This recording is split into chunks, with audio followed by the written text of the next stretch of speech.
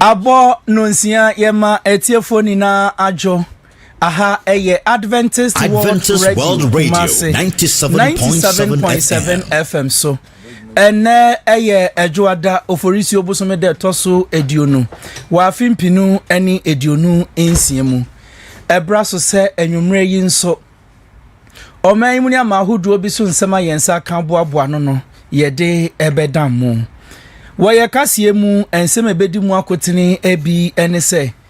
kane mampani abedi ekire Dr. Mahmoud Bawumia edi atudwa se amemu we pa de ase kabima minka no wodi atofom a wo twen no twere dededede Spare man no sabra ya kasai de ode chef frokra agu akwamu ade ma won mu fra man wodo so aba betena abobra ya mampani abedi ekire na opoku adwuma ode afutu akwa magana fo se sam ahyehye nyina no wonhwe no oni so natumi aboa won yeko ensem fufuro mu a de yebeti ani bi ene se aso ye hwe enwumesua so no wo mu ate asem de ni nina ne se Ghana foto samfo wo be fasika na akyerkyerefo wo mu esu ekomode wo mu no waso wo mu haw no ano Oman Ghana baby ayede ye fangu ni doso progu no mechira bust sabre de omo ababontin echire mu se aban anhwe ne hye bi a wode ba no a ebetumi aboa ama Ghana million aduanan atumi afri wonsa Eku a wo mo Ghana ha eba ni nyam kane a wo hweso edemaye dia tudwa kyerem se Ghana fo de abai enye dum so wo mu ye nhyehyeye pa Tivet ababontin echire mu se nya de a wo no makache waduane sam ni sikasem bia enkoye ho na bibia deda na akwamu pepepe wo ho Yebeko amanone Japan man no mu no aban ne de kokobo kase edi aba ne manfo ni na ye di nkyeremu ebeba besom mu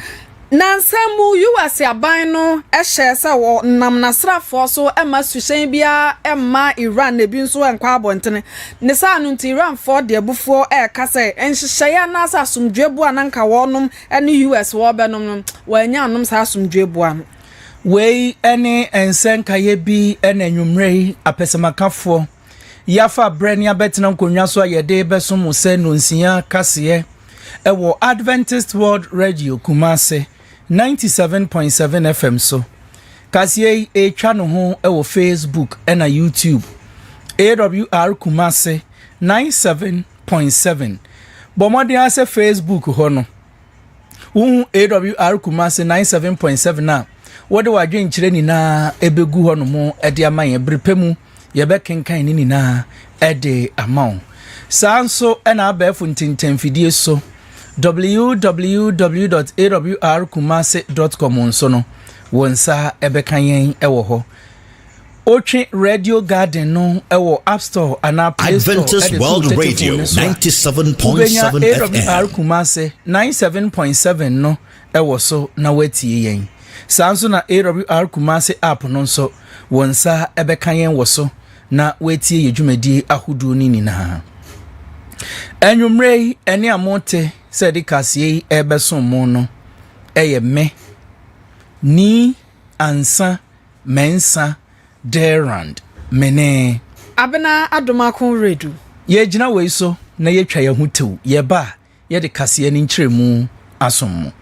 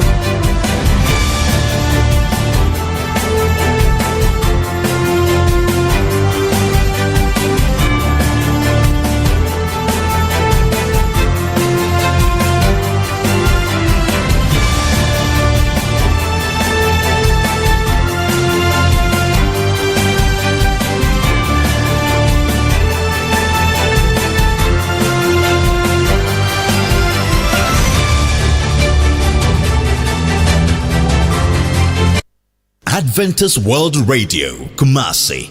the voice of hope. Afe yentie kasie no enkyeremu. Kane mampani abedi ekire Dr. Mahmoud Bawumia wono waye Frankatuni edema MPP wo sunu kukrudu eshi radu amanyokuo no ede aba bontin kyerem se eniame bi si wo Ghana hanumo na se wo mo eye mpanifo no wo mo ansekyere anka anhwe na Ghana ye ko antiade nini na ene se wo de atudwa kyerem se wo hwe se de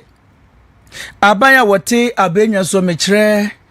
NDC amanyokuo a Ghana Mampeni His Excellency John Dramani Mahama Kofi Dubai etia benwa so no eniama wo ye ne kire se kabima minkabia mebuo no ene wo di twitwiri fom wo tutu no sesere ne abasa etwe kire de wo fom ni na ne se wo susu pa se ehunahuna na ekoso a Ghana Mampeni aheda se wo mo wo domkuma no afani ni na ade wo behunahuna wo mo a ama wo mo aye mmere na obia entumi enkasa biom ne nkasa yemu enode tudwa kyeremu se wo a wo ye obi a wo kasa edema MPP amanyokuo ni bia no mensuro gina pintin ema wei embo hu esanse bibia wa hyase bia nso no na wie ye ewo honomo anope ya enekunu mu ayeden ebedu anwumre no ebe ye boko enti wo kasa edema MPP amanyokuo ni bia no bo wo homoden se wo ma esuro enhye wo mu na wo begina wo naso wei eye abranti aye frɛ no Abubakar Yakubu dodo na efrɛ ne se Baba Amandu wono ye kyere no ede no ekotwere mu ewa posifo kokum na wotwe ewieye na eno ena kane mampania bedi kyere ede ne nsa hye nkrata se aba bontin kyerem se wei no enya de ahuhuhu eye wo mu hu enya de wo mu suro enne anase wo kyena ewa bra oba MPP amanyokuo no domfrefo ede ma wo mo Owura Henry Nanabuachi adodo no efre no Nana B wo mo bo modin a ekọ kanema mpania bedi kyire na so ye ene ne kwatwetwe nkomo se bo wo de watena konwa no so pen de esie nti wo hwa eye eho ena mampani abedi kyire dada nei wo wa homigye mu a wo hwe sa afimpinu ene aduonu nwotwe abato ebekoso Ghana man mu wo betu franka ede amos no kokroko eshi radu MPP amanyokuo no Dr. Mahmoud Bawumia de atudwa se enya de a wo mu ebu edwo de ekoso no wo de atudwa ekyerem se wo busumi ya ye wo mu ya ne de toso aduonu mienu me kire oforisi obusumi de toso aduonu mienu 22nd April ye ene MPP for beti egu montene so wo de oye kire kase ya yato ne din ye nsuro ehunahuna demo eno ene wo mu ede ba wo ba beti ntesu kokwa akira ban wote abenwa so se ntesu no kokko no wo mu ana hye dade esi o ena wo mu tifita wo mu nsuro bibia enne okena so kura ka ho a ehunahuna bi obehunahuna ho bia no ema wo mu njade obe wo begina wona so se de be ya fimpinu ene edionu enwotwe abato no wo mu bedi enkunim ya to akase no so sabrede uko Spain manimu abusumi ya mu won mo de hye foforo kra de aba ama won mo efri won man awodo so aba Spain se wo betena se na wabobra titiri won mo asabio won mo nkrata asam no enhyeda enkoyie no na wabie kwan ama nipa empem ahanum 500,000 ene wo wo akwanya se wo betena ya onioma kakra na hye awodo mo de aba no ebi ene se esese wuye obi a oba Spain mamu no efri afie twam no panima no tese 2025 December wo ubetimi anyansa hye mu chafa afezu wuye obi a waba betena wa afe wonso ubetimi anya mu chafa ne mpo krata no krata asam no watumi aye ni nyina na wei ane ahodo pi no de edom amanfo nemom wo mo abie pono no mfisa brei mecho foriso obusumi kwakwa kosi aye huhummo busumi ewo afie mu enu nti se wakọ Spain na afe no se wo honom de a esesa wo ma wani da ho na sansemi ba abonten na ye maame anase ye man pani abedi a kire gen na opoku ageman agina so de afutuo kase pa akwa ma Ghana fo a wonom wo se wonom mfasa akwanya na afe nia koye wo mo nkrata semu no wo mo enye ni nyina pepepe yenko ye man pani abedi a kire na opoku ageman okuni na afe yentie se de wo kire ni nsemu efai ye ba ye ni pani fonso de mo bebre ebi na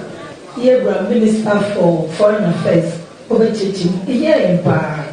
sabi wo krata npo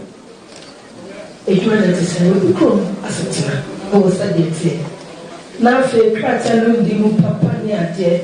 it is amnesty aba ɔma yɛ nsu deɛ ɛbɛyɛ onipa ko ɔbɛnya n'asomdwe po na ɔbɛtena kuro yi ɛno hiaeɛ enti megye de si ɛbɛyɛ ho flyer yɛhyehyɛ biribiara ho pɛpɛɛpɛ na obi anya ho nti aseɛ biribiara nso akɔ so akɔ yie kɛse.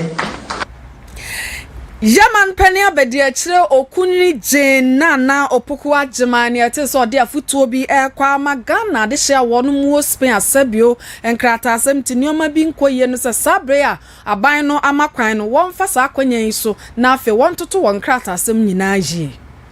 yetua kasia no eso na wo ba Ghana asoye hwe amanone ensem so osoafo wono eda no wonimonyamfo Samuel Okujeto Ablakwa ene Ghana mampeni abedi echire ene kopie mu ewo Spain man no mu ene wo chire mu se ai enokre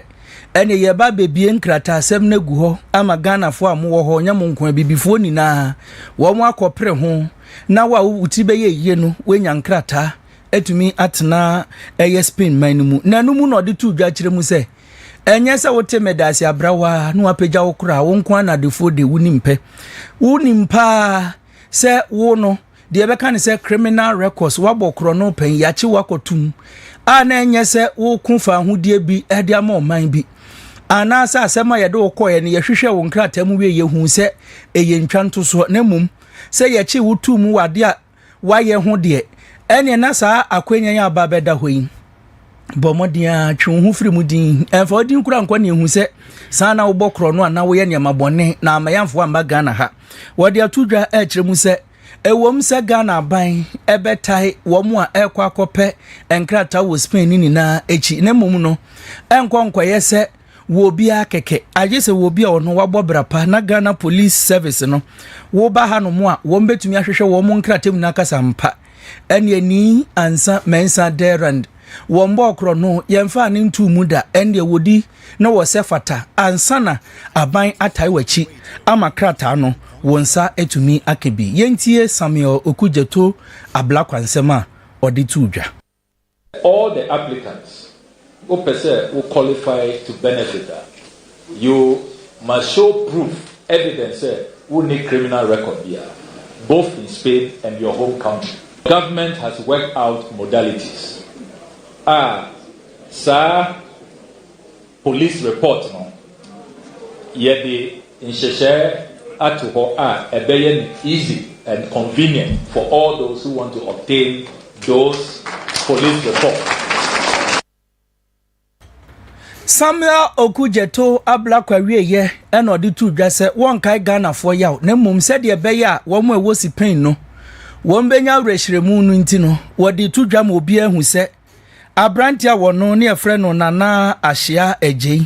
ene wo Latvia man no mu na kwada no wenya mfinhia edunwotwe ene nipa bonfo bi wo mo gi akwada ne nkwa di free ne nsem ebepemene yehu asem ne pomasi bre na no eno so afo hwama no ne ensem so onmonyamfo Samuel Okujeto Ablakwa de atudwa se de be Ghana ni bi owa amano ne benya wrehim se sa asem to no a wo benya chiginafo ene Ghana ban anyini mu entino woma womo ewo Spain na womonya hotoso se de si ye Nana Agye Ahyia nipa bonfo bi womo eje ne nkwa edifri ne nsem wabra wo pia no efi abansoro toso edu baako ema ne behwe fom hwitum kutukum ema kwade to nananom wo ensie do no ensem no nyade womo ada wo so wo beye mu hwehwemu pa ama pepere yo ayadwuma na ayense na hwa magana fo wa ma no nini na se bibi to a wo echiginafo yentie enu nso nkyeremu a wo de emaye. Every week the Omomaya report. We are waiting for the final forensic report and the inquiry that the government of Latvia has established. Under the leadership of President Mahama and Vice President Professor Jenan Opoku-Agyeman, won't found Ghana, won't deny Ghana the right, won't undermine the dignity of any Ghanaian and think that Ghanaian is alone. Na Ghana swafo a wono hwama no nsem so onumonyamfo Samuel Okudzeto Ablakwane eni etie ye no Ghana mrashebedwa fie ku a wonum hye na wobo ye gina ye nyina mahode ho nsam ho eban na afenso wotum panifofo efa ye fa nwo ho edwa ho nsam so etu anamode wonum ani achemu o bust meka bust ana meche bulk oil storage and transportation ene Ghana ye fa nwo dosopuo no wonum ena ewo wonum akache na afi wo macheche nkakra ama nwumaku ahodo no so anya bi wo mutu anamon ko ho ena omode tudwa echesa brede said the nyoma kwa deja ewo Middle East enam menteme wase asori wonansan ewo US ena Iran temintin enam so ama diesel margin no esese yetoso na eba fom kakra na Ghana mpo de wode ye niam bi gu nsanie na chese yetiriye wode atoto ama hodo a santokwa mu pejaye no chese diesel ne petrol ho akwa atwe your my Ghana won ye mpanimfo na tumi abo adwuma ama yenya bi asiesie na sasami beto dwa ena panimpa no panimpa be de akire mekire deputy managing director or boss Nat Salifu a champon edi to just sa de wenum ye na so ade adwene ha kakra be ba frise on hwe enioma nyina nwie no na Ghana yesika ni million no aduanan busumi bia na wono ebehwere enu nti wode akwa mamrahye bedwafie mkire ku a wono mutu anamo akwa on se wobesere na face braso na enioma toto ye ewo Middle East wa enimu animu ya aban anya nhyehyɛ na afenso wono entumi emmoa na boss to ho no adwuma chenkyere nche oman Ghana yede ahye wo nsa no wontumi emmo na afetimemfo nso ehunto wo ye kɔ Nat Salifu a champion na penimpa be de akire ewo boss to ho na afem bram penimfo ebopini no nsam odi to dwa no wode ato yanim. But it is not taken off completely. We still have the margin on petrol. It's only on diesel that we don't have the margin. But we've been promised it is only for a short period. So we are appealing to Parliament to also sing our song. They have seen the effort we have made. All these facilities you have seen, we need to replace the pipeline from Accra to Akusombo. And bear in mind, all this pipeline will be near to the benefit of the whole country. Once we replace the existing pipeline, which is only 6 inches, these are 12 inches pipeline. We get resources from the bus margin to bring in all this pipeline. If we lose the bus margin completely, what it means is that we will not be able to replace the existing pipeline. So we are appealing to Parliament to make sure when the crisis is over,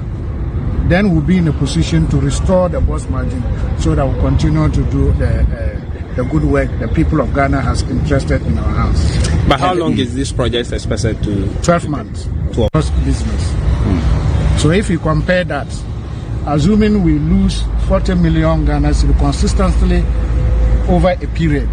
it means that our operation will adversely be affected. So we are appealing to the powers that be. When the crisis is over, they will restore the bus margin for the good people of Ghana. Openia yete nini aya openia be de kira owo bust Nat Salifu a champon. Yetwa kasiano eso na woba Ghana maimu said ye nina yenim se jumeku a yede ahye wo mo nsa se enyinam kane ho nsem no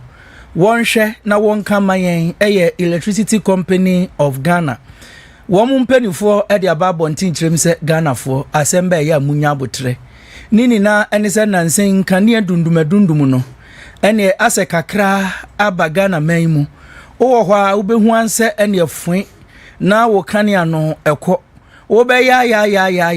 enya de kane no ubenya ediedi ujuma ebium eno eno Penny Julius Kwame Pekpena wono edia tudwa ekiremu se Ghana fo ni na abotre ne wose munya isan sesesei emfidi ahodo a ebetumi ama enyinam kane no egina ne naso no ene mpanifo wo mabo wo mo humodin ye pa etumi akwa bia eba beboa ama enyinam kane no wegina ne naso pampe se nkonkom mafo wo mo agyan a ene de obeye ni bia enye ye ubu enye ye ebesi ho kanpe na Ghana fo ni na enyan kane ahodo no a wo mo pe ede di wo mo adwuma opani obi a yede nesi ho se wonhwe akire ekopem se penimpa ye be pa no aba be hwe na wode etu dwa kire Ghana fo ni na sesei no wo mu de dwumadie bia ba putoka sem ye kan se operation keep the light on na chese mo man kania no enyina so se de nyankropon ka se let there be light na light ba ye no ene wo mo so be man kania no ejina so wo Ghana man mu pa wo bia dwumadi a wo hia so de kania bedi bia no wo betumi enye bie ne nkasa ye mu ena ode tu dwa ekire mu se di aba no magana fo mamo nyam adwen se eyedum so we nye dum so we eye dum siesi wo mu gusu asiesi mfidi ahodo no a se de be ya yen yankasa ye benye nyinam kanea no ebegina so aman ya na ye ho atumi adwen ye nkotie papa ni din edi Julius Kwame Pekpena ne nsem ni bia ode to nsentrofo eni injecting 2,500 distribution transformers to relieve the overloaded ones we currently have. And we are replacing hundreds of damaged transformers. Those that have already been damaged and have been removed from the network, we need to replace them. We are replacing 1,600 rotten poles in the low voltage network under a program we call Operation Keep the Light On. We are installing 2,500 11-meter treater poles also under the program we call Operation Keep the Light On. We are providing cable terminations and joints for underground cable fault rectification, including 11 kV and 33 kV networks. We are replacing rectifiers and protection systems at substations across Accra East, Accra West, Ashanti, Tama, Western, and Volta regions. And we are distributing 28,000 fuses and 240 distribution panels across the network. Openia wano oba Ghana ha enyinam kanea yedi nesi wose wonhwe se Ghana fo na benya bidie di wo mu dwuma Julius Kwame Pekpena ene ete se wo hye Ghana bo se kanea ne benya bi edi dwumadi ahodo nina ye court vet for her technical vocational education and training sabre de nansensem bi ebeto dwa eba bonte kire se tse aduane a yade ma wo no ma ewo ho no esa eho akwatwe eniema enkoyie sabre de tivet mpanifo aba bonte ne ede tudwa sesa okote se tivet honom no aduane ne nioma ne akade bi a esese yade ma wo mo na ebi ne ho a se ne se eyade a enye nokre na sabio edinse ye bi na ekoso wo ho wonu mu kire mu a chese bibia gugu na kwem pepepe adesuafo aduane esese wonu mu di ne nioma ye ma wo mu no ye ne pepepe ede ama wonu a ebi enko atwe afenso amanibomu no amamra kwaso ye mfa akrata bia emre wonu mpanfo meche central no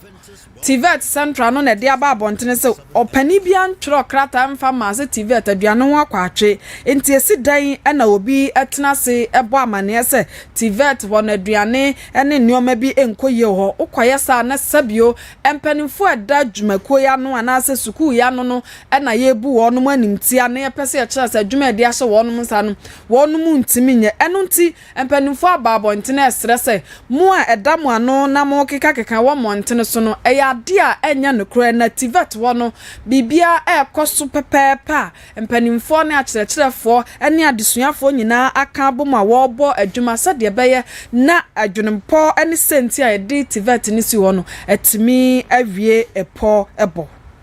yetwa kasia no eso wo enwumesuamu ensensem ya no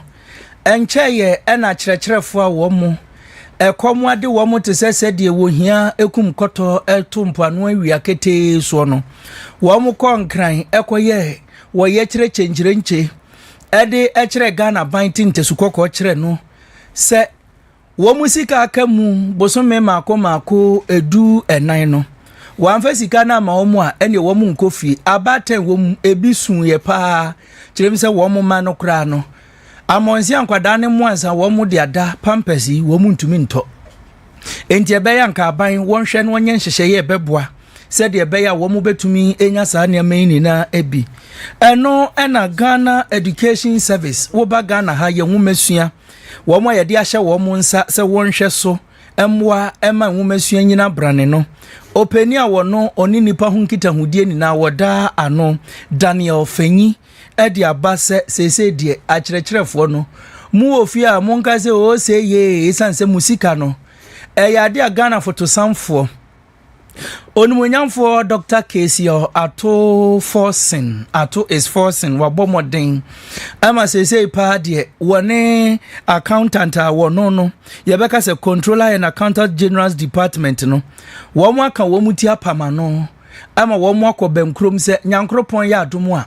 efi osana ne bosome no a na wo afimpinu ani edionu enan mekire August 2024 ede bepem sa bremu a musika na kamu ni na ne de abrewa yipuma kwemu a wo ba beyi sa ekane ni na edi efiri ho ama monya sika gu mu botom edi bi etwa manum spedede ama mu botom aye dese de mpenifo aka se krombe ya oda eni u botom no na aboa ema kyerɛkyerɛfo a wo mu esu twa adwadwo no wo mu adwadwa ni na no wode aba eweye wode atodwa kyerɛ mu se ene abusumi a ɛda yanimu ye na wieye ena musika no beba enye oforisi obusumi awieye wo enti busumi we so na wukogina usika korabia ho se ye kan se sika ne ba okwakoyi a ende gya wadwena abɛse kaskala wonsanka na mom busumi ɛda yanim me busumi no efri eye ne de toso aduonu enan ekopem aduasa no ene wo bekọ no na usika no kunkure mpenifo de atwiri mama wa bosome makomaku edu nan ka wo mu de wuni na no wonsa ebeka se de be ya ebusua no nso eni ebeje na no ena mpenifo de atu dwa kire mu se wa wo hwa wo nkrata asem enko yie no bomodin ase ne manimu ye obeye hu adwuma se de be ya yetua kana wo so wubenya bi e de akotwa wanum ofie Ora Ahmed Ibrahim wono ye mrahye bedwani a wo banda ordinary unyam ekopie mu e government accountability series eye niema na sanhye bi aban de asiwo se won mo de adwuma hye wonsa se wo ye mrahye bedwani se o ye osoafo ene oba befru simpie na wa kyerɛkyerɛ ma adwuma de ahye wonsa no ba bi a wa ya akoduru ohawa wa hia ne se de obetimi akɔwanim na adwumadi ase no pani kyerɛ mu se yesika yɛtwa de ama mensini na mpo assembly members no nyame aya adom ma sabre de sika no aba na mampani John Dramani Mahama oye nadwene se ne assembly member bia no wo bedidi wo benya sidi apem ne ekire no ahasa 1300 Ghana cedis eho ena wo cheche dwumadi ase no odi tu just nipa empem nkono aduokono na wonum sika ba efiri sa bosumi ewo mu ede kwa akopem chese efiri afi etwa mu ede ba bepem bosumi ewo mu no wacheche ede ama wonum asabre di assembly members no wonum eho ayeda obotoma ayedede ye ko ononyamfo Ahmed Ibrahim onu na yemra sebedwani owo banda na bra ofru simpie ewo dwumadi ase ni ncheche mu ode ma no wode atoye ni pay modest allowances to assembly members for over 30-something years that since 1988 that we started practicing decentralization. Assembly members were not recognized. They were not respected. They were not motivated. Since one of them became a president of the country, President John Dramani Mahama said every assembly member must be paid an allowance of 1,300 Ghana cedis. And we have 9,090 assembly members in the country. All the 9,090 assembly members were paid 1,300 Ghana cedis. And out of this, it was taxed. So when you take the tax component of it, every assembly was paid an allowance of more than 1,000 Ghana cedis. For all the months in 2025, from April to December, we are now planning to pay the first quarter of 2026. And once the president was able to do it in 2025, in 2026, he would do it. Mrashe bedwani sadi to just say near friend say District Assembly Common Fund no chese mensini sika etwa edema wo momo ye de bo ho bra no nyame aya adom ama billion enum ababonten ama ya chicha ama won ma sabre de wonum ede bo mensini ahodo no nso ho bra eno so sei na ode eto aso. To ensure that funds follow functions, the ministry facilitated the transfer of all the 4 quarters of the District Assembly Common Fund for 2025. First quarter was paid second quarter was paid, third quarter was paid, and fourth quarter was paid. We are in the first quarter 2025, and we are working to release the first quarter 2025. This is why 2026. This is why the former administrator of the District Assembly Command Fund was voicing out her frustration that the MPP as a government did not take decentralization serious. They were not, the finance ministers, the two finance ministers were not releasing the money. And I can testify. I was in parliament on 3 occasions. Whenever Ken Ofori-Atta was to bring a budget to parliament, I, as a member of the leadership of the parliament at that time, I would go to him without releasing the money. We are the people's representatives. Without releasing the money to the district assemblies, we are not going to sit for you to present a budget. We gave you a budget. You have to show us the performance of that budget before you come with new budget. Onyonyamfo Ahmed Ibrahim wonu eneye mrahye bedwani ewo bandabra ofru simpie na wo cheche dwuma ban de ahye ne nsam eno na yete se wo de enchemu eman yede ni echiremu ewo enkran pumpuni mantam ne mu na enkran ankasa no ne brofo no eyakra ene edikan no eye ani ena si ne eno so etoaso no eye criminal de etoaso biom eye kan arno eye roam ena enu ye about na che any criminal can roam about the ababeto dwa ene se Ghana no akromfo atechu amoa ene wo mu a etumi de wo mu adwembu nipa nina no wo mu ma wo mu homesro a na wo makogu nkran esan se hode yese criminal bia betumi anante ewo ho no mo na na adwa yamo a wo no wenya mfinhia eduasa enum 35 years ena wenya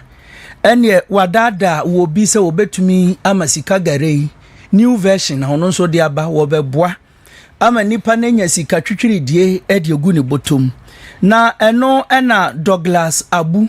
wono woyo bi a adwuma de wonya bi enye yekura wono ntotro so eho ena wo fire na eno ena koto dwa se na na adwa yamo ano wodi tudwa se sika bi amupe bia no metumi abohu mienu ede ama wo mu ene wo mu so te ya no mu die America ye sika de hwan na mpe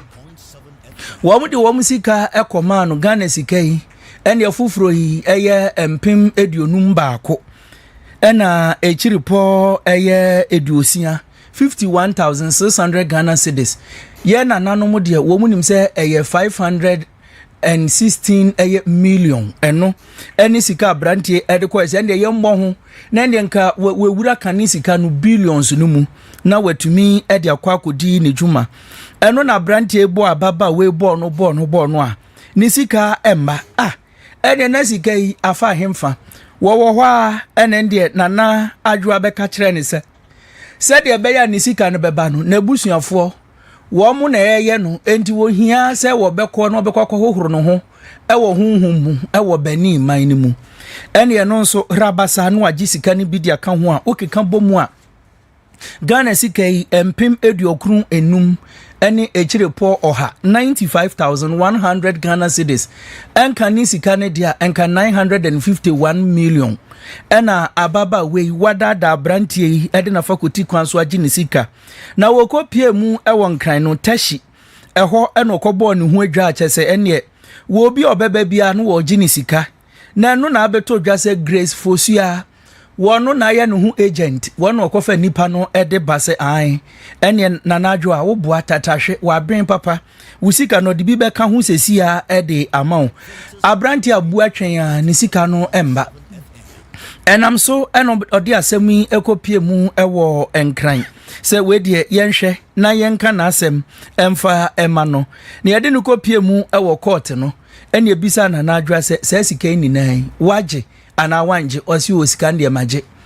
medi atwa manum spedede me amemben ye ekomani bre ena mede ye me ho se me ye konfo ba entutumi bia de ebia enimi mu eno ena wokopiem ewo enkran dia obenim busumi da etwa mu ya obenim busumi etwa mu ne da na toso enkro na posifo wo mu gi ni mu kabo a wode na kwa akogina eye emrana no sese de waji atum o se de waye ni na enye waji tumpa se bone en wadia court no ahye se nana adwa ya mo a wo bi a waji sika ekọ Ghana sika kane de no 1 billion no afi miensa pe ene ye de ama no se won kwatwiri mu a Grace Fosu anso wo de ato so se wo no na twetwe nipa no ekọ ye nti no wo a wonim bebi owo bia no fa no ho nsem bra se de be yo no nso no wo be kire no Yeko Accra High Court na nedai court no kwa setena na owura Benadantwi Buosia kon wono na NPP amanyokuo no waye dwentreni ema ne fan ewo Asante Mantami na owura wogina court wanim edi court ahyemfiri akoniaba ne nyina ne semre bia etwamu no ne mining firm anasa ne firm efama gudie kuo efra won akonta mine no just omo fa omo atumi so ekosa ma boy ekutu efama gudie na no ana ne enamra kwaso na akwakodru court nanim na asa ya no kwanabra saa enya ade akwakosi na de nti akwanabra nyina ehye ya ne se ne court nu ekwa asetena na ye fra owura Benadantwi Buosia ko se wonfa na dance ne ho nkrata asem nyina amra na akwakoye boachi bidin na obenim busumi ene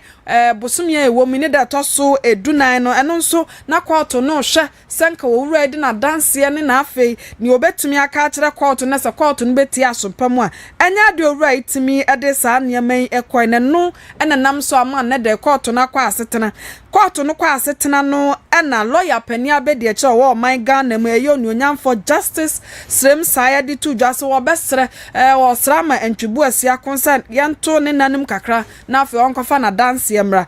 opani a otena adwamu ebu asanya de obeje saa asemi atumuda na saa brede wa ma ne tentena eje kotonima ne da toso enum na owura wamfa na dance nyina amrefi se wa makoto na tena se acha ye no konebra enu nti we die so wonim anase wa amfa ne niam akoto no hwehwe no amfa ma ene na sabio enyu obi ene kuma Antwi Buosia ko ene de ne ti eje akyerema asem we nso ayedaja ewo chairman wuntumi akache yeda so a ejina enkran pumpuni mantam no emu na wodu ani kiremu ewo hode a ene Zambiafo Lesotho wo mu nina aba Ghana ha nini na ne se wo mu kirem se de Ghana ye boye homoden ewo abefu kwan so pa no de wo mu nso ba aba be ka ho ene nam so ma Zambiafo kra de wo mba ye no wo mu se fugu wo ma be wo mba betu akwakoton wo mu man no mesanse eye ade asese ya ba ene ebibiman ni na eba betena na no ena Fandi Pino wono eye penia wo mu a Lesotho man no tu wo mu se wo mbra Ghana ha ni na no wo mbesua de no woda wo mu anim eno se won de wa be wo be kasa kakra na ne nkasa ye mu no de tu dwa e kire mu se ba Lesotho fo wo mu aba Ghana no wo mu besua ni amapa a Ghana ewo enye se bibia keke se wo ma baga na nti ene adebone kura na wo mo tamesi wo ma beti so e de akọ man Lesotho no mu dabi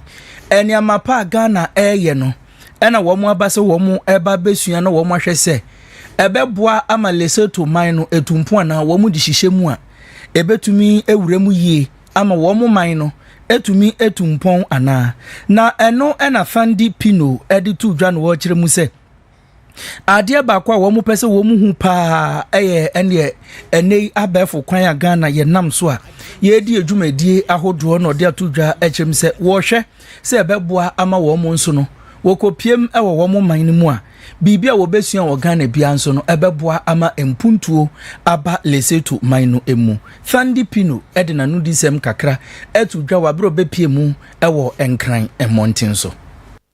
Okay, so basically what we're picking is that, as you would know, that for you to do what you do better, you learn from those that are much more advanced ahead in the road. So Lesotho, we are still following you in the public procurement regulation in terms of the act was approved in 2023. So we are still following you in terms of having a regulator in the country. So Ghana was one of those countries that were identified as those that are ahead in the game in terms of, it's over 20 years old in terms of Ghana Public Procurement Act. So we are still following you. We are here to learn how are they doing it, what lessons they had to learn. One of the interesting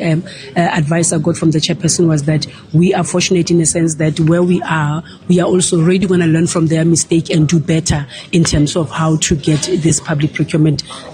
done right. So So, but the main thing is we are here to learn on what are they doing, how are they doing it right, what are the challenges, what are the advices they can give us. And what you also must remember is that Lesotho is a landlocked country that is much smaller, and also we are a kingdom which is completely different from Ghana. So we're not here to just go and copy and paste what Ghana is doing, but we're more about what is it from Ghana that we can take for ourselves, what is it from Ghana that we can tweak for it to fit into our environment. So that's basically it.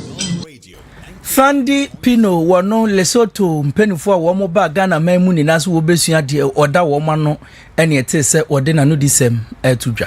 Dr. Frank Amwako hene wano ana ya Asante Mantem swafo sabre de ode nsama tudwa kire mu se ebra so se 2024 audit general's report on one mu ede ba behye so afa public schools and afa district assemblies nyina ho na no no pene de kokobo kwa matememfo se ene wo obe wa adwene se sa bre no so na obe bibia betwintwa na mu no enya de obepene osoda afa nso wogina brane se obepoa ama mpanimfo meche public accounts committee no edwumade nyina abaso na ne nyina yasabio Ghana Nijemu ani sika hodo anase eto ahodo ayetuatua na yede mema mpanimfo no ebraso se wonum be piem panimfo anamu anase anim na wonum be kire sika no ne wonum ede kwaye ntisabra no so a wobesere se obia eba kwa mu anase obia yedin na wotie nhyehyɛ ahodo ne sede be kwa ne ukopie na sika ede sha wonsa no wantumi ankire mu dia na ne wode ye call Dr. Frank Amwako hine wo ya Asante Mantam so afo na afa dwumadi ebe koso no ne nsam a wo fa won so no wode ato yani to the Garden City of West Africa. And also,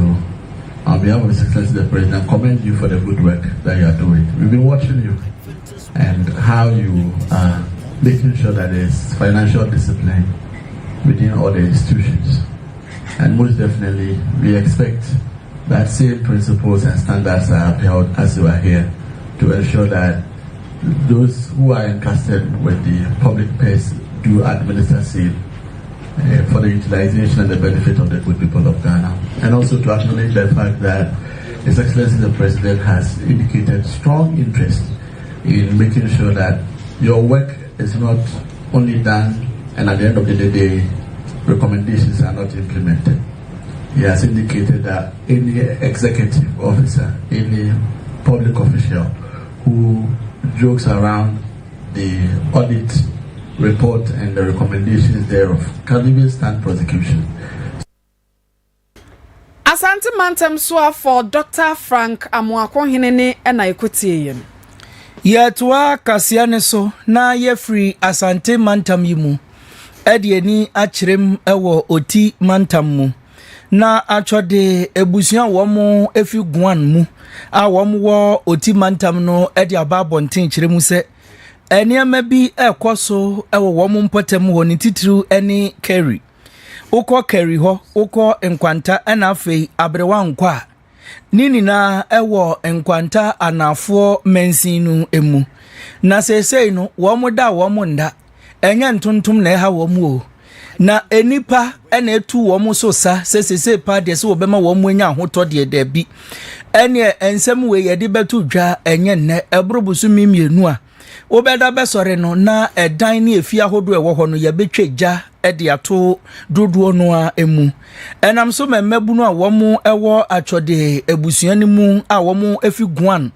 ewo enkwanta anafo mensini mu de atodwa echem se de ekoso no enya de womo anigye ho na womo atena se ahunu se enye nipa bonfo bia na ato ahye womo so na mum bambofo ayede womo ba ho se womba mebo ban emehwe womo so no womo a ena esen ku womo ewo ho ninina na womo emeburu a ewo ho no mo no emrantie mienu Adele ena Charles womo ena kasamom no ode atudwa kire mu se de eniama no ekono ene wombetumi aka ni plane enye plane fa wombesi womo bo aka se eye empanifo bi mu ayede womo aba ho se womo obambo adwuma ekonu mu wombebo womo ho ban no womo mum ena aba kuan wo ku atwode ebusua emebu na womu ene womu mpanifo enina na eno hempopra wono ewo atwode ede atudwa echim se wo besra aban se de emebunu no eka no enye no kure na ne nsa nimu a enimanimu yeyi wɔn fa ne nan ensi fam sɛ deɛ bɛyɛ asomdwe ɛbɛba oti mantam no mu esanse nipa wɔn te hɔ no ɛne wɔn brɛ adeɛ bɛkye adeɛ bɛsɛ bia no yɛkɔkɔhye wɔn adan ahodo a ne nyinaa ɛmboa na encha ye kura ene wo mabusua pani owo kro no mu ene nipa bonfo bi ekotwe jatu mu hye wone ne ba twere be condemn to grebu enti aban momoden aso obetu anamon anya sa de ene dankwa mabia se de mpanifo akase wo pamu hufo a woto ne be ma no wo mbe sori agina wo mu na so brane na wo mu nso ene bambofo a wosusu se wo mu na ekunkum wo mu nipa no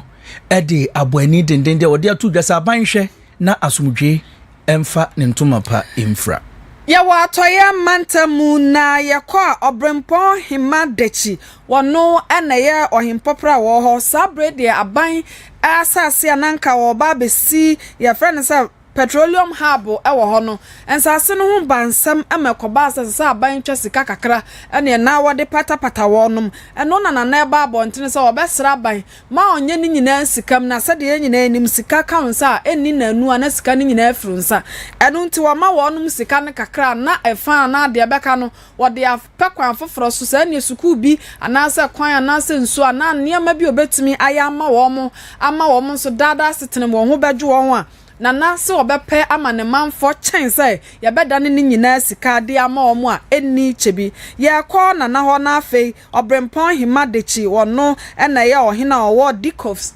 na odi nsem bi atodwa na afei nso ye tie nia wonom eka. As owners of the land, we are only fiduciaries. We hold the land in trust for the generation yet unborn. We are mere trustees. And indeed, the law requires that don't compulsory acquisition. There ought to be prompt, fair, and adequate compensation paid. However, I'm only advocating that compensation that ought to be paid all must not be in monetary values. When you give the monies to weigh the chiefs, and we get to use it, and the generation yet unborn do not get to benefit. So instead of giving us the entire amount, we advocate that a percentage of it ought to be invested back in the whole business so that we hold shares of equity in the business so that we stand to benefit and the generation yet unborn also stand to benefit. Because if you give us the money, first, we may not be able to find anything tangible to do with it, and the money just finishes. But if we invest or we have equity in the whole business, then we intend to enjoy for the entire lifespan of the project. And also in that, we've made a passage appeal to the government. The Petroleum Hub project is a business which is so dear to the heart of the people and chiefs of the Western region. And this year's budget, we didn't hear anything about it. So we are only advocating that Obrempon himadechi wono ena ye ohimpon wo apadikov Dixcove and I it is what they at the sre kwama man penny se kobase wo to sika bi efansa ase ho a esese wo masika fana afi wo de aka no nso eye bibi pa edema won etiefo ha eye Adventist World Radio Kumasi 97.7 FM so ye gina we so na ye twa ye ho ye ba ye beto akase no eso.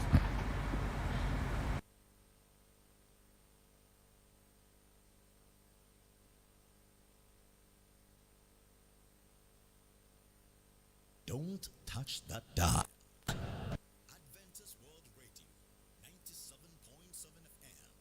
your favorite radio station.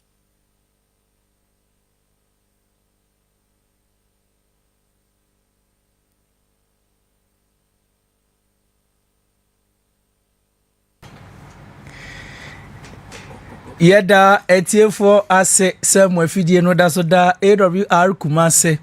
97.7 FM so yedemu ekopiem ewo fraumantam no emu na yekọ fraumantam dia Richard Kwame Sefa wono eye penia wo ho no mo wode atodwa ekiremu se pa de ebibiman pa no ene efa no yepo no epo no anu ho nina no ewo se aban bomoden se wobetumi abeye eniama hodro wo ho ebetumi aboa amempuntu ede aba papai eye mrahye ede ma enipa wo mo ewo anlo ene wode atodwa ekiremu se Ewom say yede eye opepe ohani eduonum $150 million and ye loan yakwaji efi World Bank ho say wa afimpinu ne eduonum yensemu no yede ba be yempuntu djuma aboa ema Ghana epona no ho no munina de yetumi aboa se de be yempuntu obeba ho na fei ensubrane ejemu ana epunu bufa so a ema mbese enipa wom wo ho ene wom agapade ni na nanso empenifo a na wom wa aban mu sa abre no afimpinu ne eduonu miensa wom kwaji sa sika twitwiri die ene wom hu dwumade bia wodi sika ne de ode atudwa kirem se ekoye sa na ebe ma nipa wom wo ho no de bia wom beko haw mu nti aban momoden se wabai wo betumi aba beboa wom na won ho ahenhan wom yentie nsema openi Richard KUMASI fa ede atudwa ebi. The worker money, which is about $150 million, if that money were to be used to reclaim part of the land, it means that the sea waves will be powerless, in quotes, that they will not be able to be bashing the land as it is being done now. So the situation is beyond the Assembly's capability, MP's capability. It is only the central government that must come to our aid. Surprisingly, it came to the fore that since this money was raised, no fiscal project has started. You only hear of workshops, meetings here and there. As we are talking now, workshop is ongoing in Eburi, where they have marshaled our people from all those affected districts, and they are being camped in Eburi for 4 days. We were of the view that if anything at all, if there's going to be any meeting at all, the meeting should be held around the enclaves where the sea is bashing the coastline, so that they na onumonyam for Richard KUMASI fe wono wokasa awie yese ene wo mu hu sika ne kira kwan no ene ode tu dwa kirem se aban mo no homodin ye pa se wo beba na waba abeye de ehia pa de ama wo mu se de be ya epo no eyiri fa so a MSA nipa wo mu ho japade ode atu dwa kirem se wo mu wo ho no dodo no a no wo mu hia ho ban bo enye meetings ahodo ene kasatenten esanse kasatenten wo hoi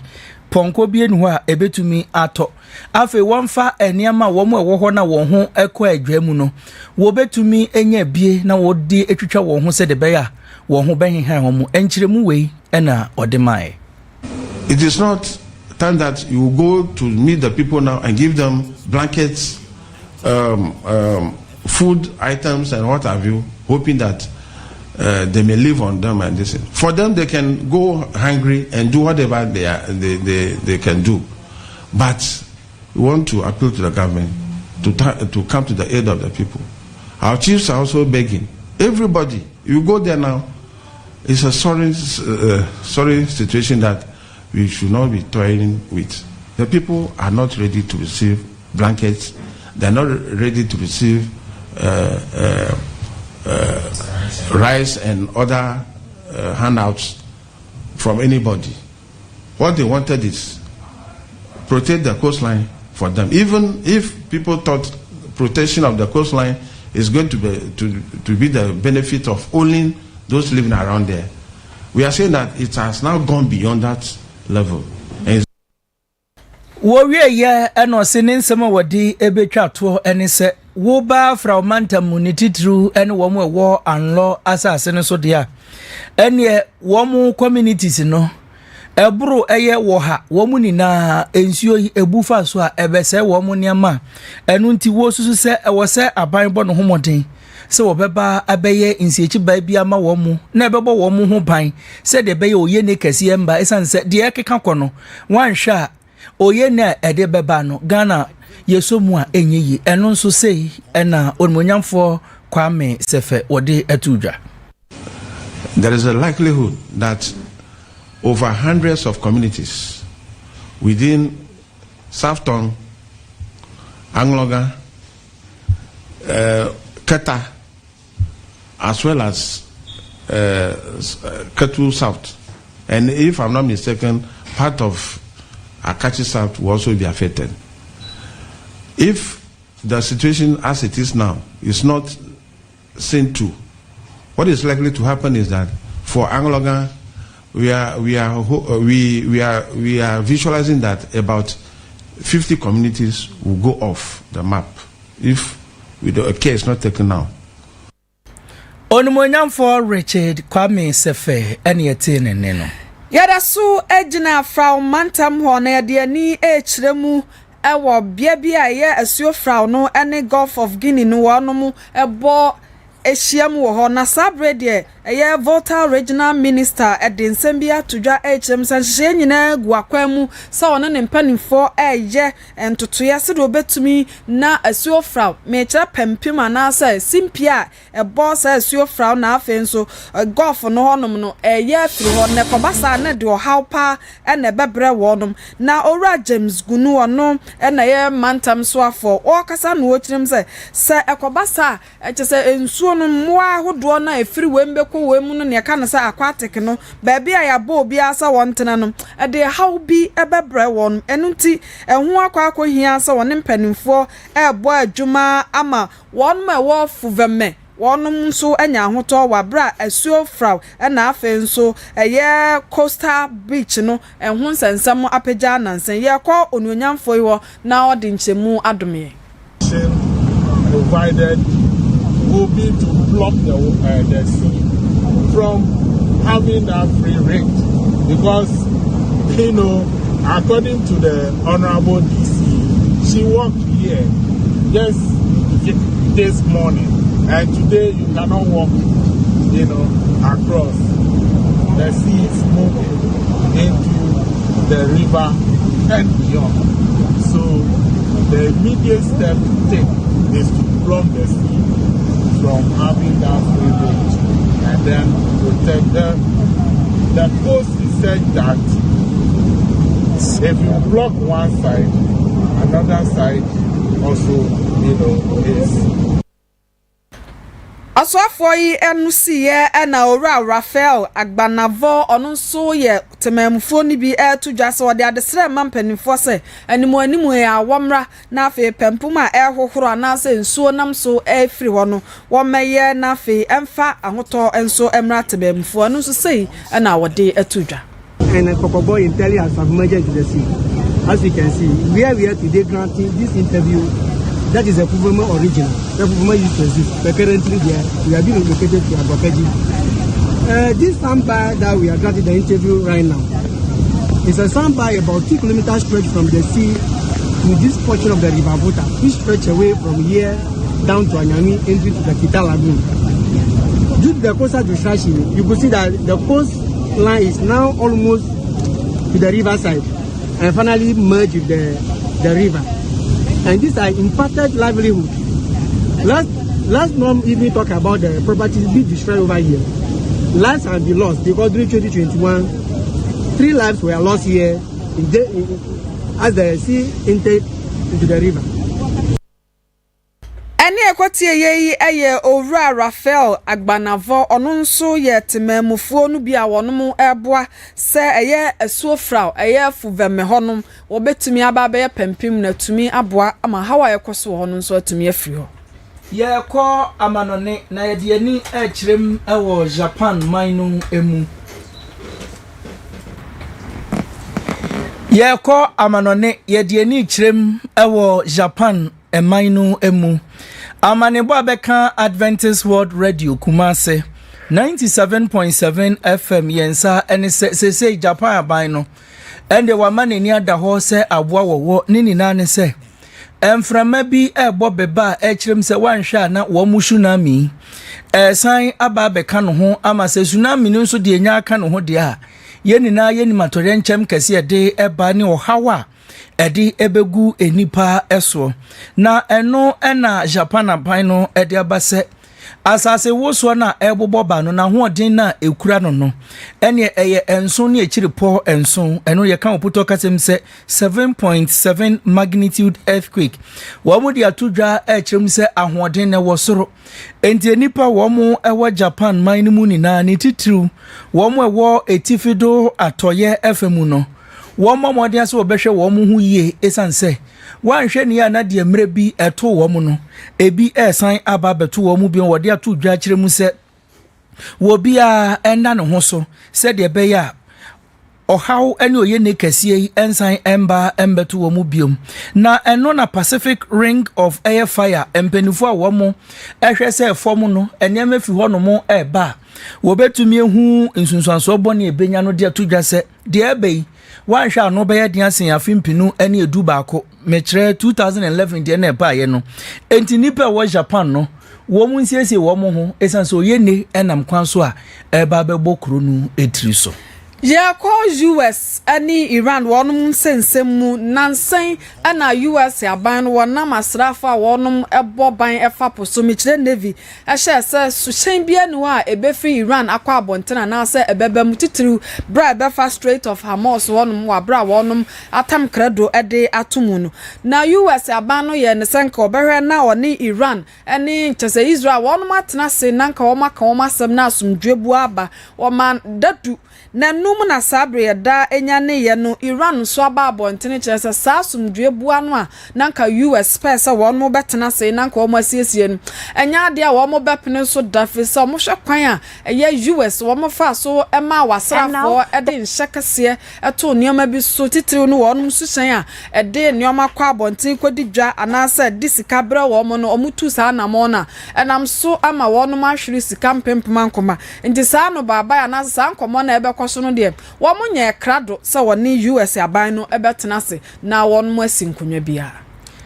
Kasia ni na esi etiefo ha eye Adventist World Radio na we kasie mu ensemedi mu akotini ebi enese kane mampania bedi ekire Dr. Mahmoud Bawumia edi atudwa se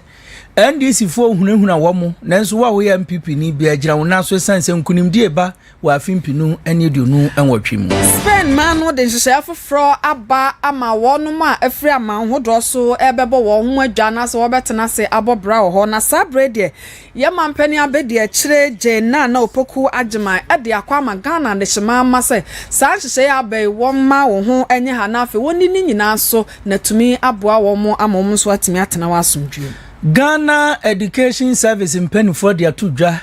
sabosomia eda ye nimu ye yidie akyerɛkyerɛfo wo mu nsanka wo musika no wo bia benya sika kofia kodi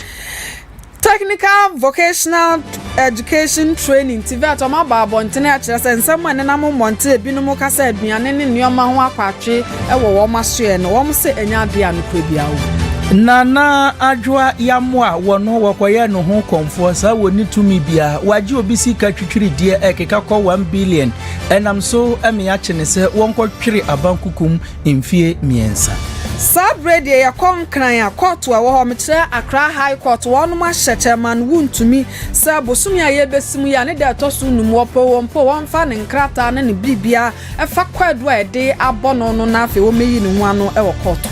Japan aban edi akwama ne manfo se wo bia nya hweyie esanse asase wo so kase eba ebebsi de esiye wo afimpinu eni edu baako mu kra US 1% ko ni Iran betena se na ntawanta wa aba wo muntam no besiesie nanso Iran se ekwan US aban no fa so ma asrafo ehyese suhye bia emfri abonte ema Iran na bi nso emfri Iran nkwa abonte nu ntino enya de a won won ebesi enkonwa wa asimbia wei ene ensen kaye bi ena ene adwuada anwumre Oforisu obusome de toso aduonu wa afimpinu ene aduonu ensiamu yede besom se nonsia kase ewo Adventist World Radio Kumasi 97.7 FM so kase na na yawo preko ede yeko Facebook ene YouTube AWR Kumasi 97.7 sanso ena abefo ntentemfidie so awrkumasi.com Radio Garden obenya AWR Kumasi ewo so sanso ena AWR Kumasi app no nso wonsa ebetumi aka DJ Collins ene chinchim fidie no emfuruma ema yen enwumrei ene amote ye se de kasie ebeson mo no eye me ni ansa mensa derand mene abena adomako redu yemamumo enitia adehye